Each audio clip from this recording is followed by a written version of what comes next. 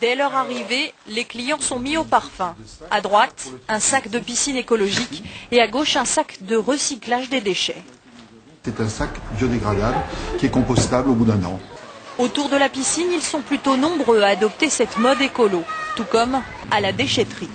Ici, pas question de vider son sac dans un conteneur. Il faut trouver la bonne poubelle pour le bon article et ne pas mettre les journaux avec le plastique qui lui-même doit être séparé des canettes. De quoi en troubler certains. Ça prend 30 secondes pour le faire correctement. Il n'y a pas de problème quand on est en vacances. Les voitures des employés, elles, sont électriques, pas de gaz d'échappement et pas non plus de pollution sonore. Mais le vrai combat, c'est le gaspillage de l'électricité et de l'eau.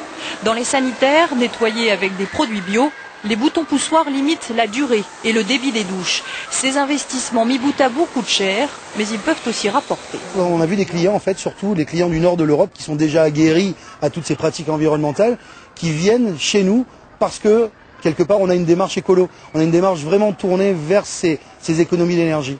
Au-delà de cette sensibilisation en douceur, les gérants finissent pourtant par se heurter à une montagne, les exigences de leurs clients qui ont considérablement augmenté depuis 20 ans.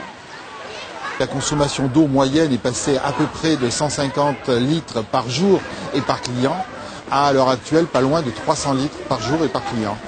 Ce dont on est sûr, c'est que grâce à la politique qu'on a mise en place, on a énormément limité cette augmentation. Les campings labellisés peuvent consommer jusqu'à 25% de moins que les établissements classiques. C'est déjà ça.